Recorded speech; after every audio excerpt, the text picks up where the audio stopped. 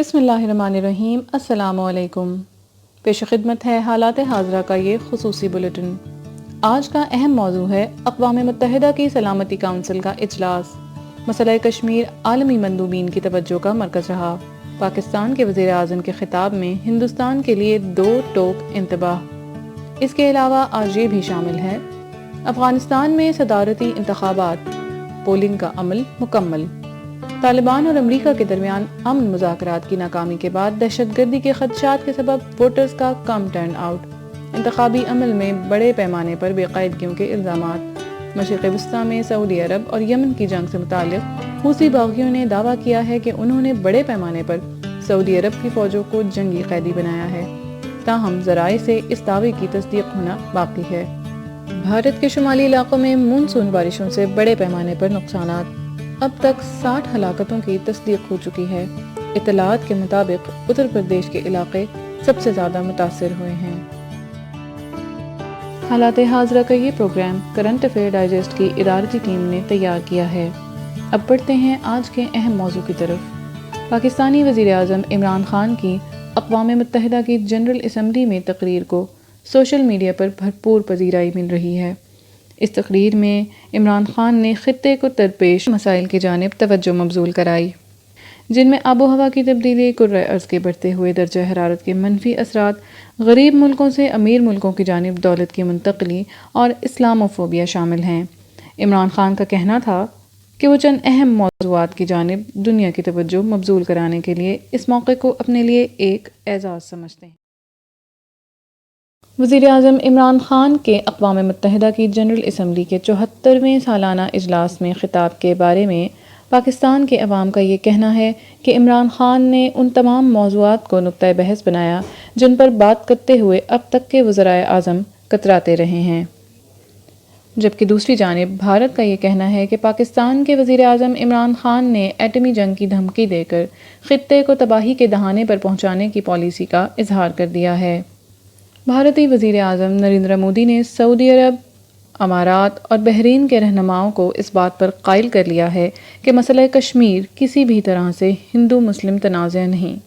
وزیر اعظم نریندر مودی نے نہ صرف مسئلہ کشمیر پر امریکہ کی ثالثی کی پیشکش کو مسترد کر دیا، بلکہ امریکہ کو یہ بھی باور کرایا کہ یہ پاکستان اور ہندوستان کا باہمی معاملہ ہے۔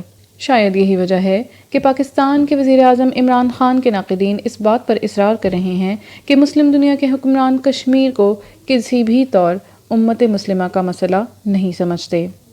اس دورے کے دوران پاکستان کا دفتر خارجہ کالعدم تنظیم جماعت الدعوہ کے سربراہ حافظ سعید کے لیے خصوصی فائنینشل رعایت حاصل کرنے میں بھی کامیاب رہا ہے۔ عمران خان کی اقوام متحدہ کی سلامتی کونسل کی تقریر کی بازگشت آنے والے دنوں میں سنائی دیتی رہے گی، مگر عمران خان کی وطن واپسی پر ان کے لیے پاکستان کی سست رو معیشت، بڑھتی مہنگائی اور بے روزگاری جیسے بڑھتے مسائل سامنے کھڑے ہیں، جس کے لیے توقع کی جا رہی ہے کہ آئندہ آنے والے دنوں میں حکومت کی کابینہ میں بڑی تبدیلیاں متوقع ہیں۔ Before moving on, let's have a look on our social media accounts. You can also follow us on our social media platforms. کیا آپ جانتے ہیں کہ آج کا دن تاریخ میں کیوں اہم ہے؟ اگر نہیں تو ہمارے انسٹاگرام پیج پر آئیے، یہاں آپ کو ہر دن کی تاریخ سے متعلق معلومات ملیں گی۔ ہمیں ٹویٹر پر فالو کیجیے، ہمارا ہینڈل ہے @thegkquestions. We have also created a whole playlist on essay writing on our YouTube channel. Go and check it out. You can also send us your queries on our email. All the links are given in the description box below. اور اب تذکرہ ماہنامہ current affairs digest کے حالیہ شمارے سے ایک خصوصی report کا۔ اس report کے مطابق امریکہ نے حالیہ ہفتوں میں بحر الکاہل سے متصل علاقوں میں خصوصی دلچسپی کا اظہار کیا ہے۔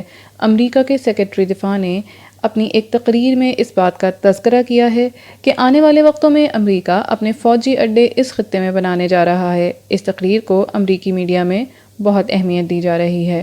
اس جریدے کے مطابق ان فوجی اڈوں کا مقصد چائنا کے اثر و رسوخ کو محدود کرنا ہے۔ اس کے بارے میں مزید جاننے کے لیے حاصل کیجیے ماہنامہ کرنٹ افیئرز ڈائجسٹ کا تازہ ترین شمارہ۔ یاد رہے کہ اس سے پہلے آج کے بلیٹن کا اہم موضوع وزیر اعظم عمران خان کا اقوام متحدہ کی جنرل اسمبلی میں خطاب تھا۔ حالات حاضرہ کا خصوصی بلیٹن ماہنامہ کرنٹ افیئرز ڈائجسٹ کے تعاون سے پیش کیا جا رہا ہے۔ ہمارا یہ بلیٹن آپ کو کیسا لگا؟ اپنی آراء سے ہمیں ضرور آگاہ کیجیے۔ ہمارے کانٹیکٹ ڈیٹیلز اور social media links description box میں آپ کی سہولت کے لیے موجود ہیں۔ کرنٹ افیئرز سے متعلق تازہ ترین تجزیوں اور تبصروں کے لیے ہمارے چینل کو سبسکرائب کرنا نہ بھولیں۔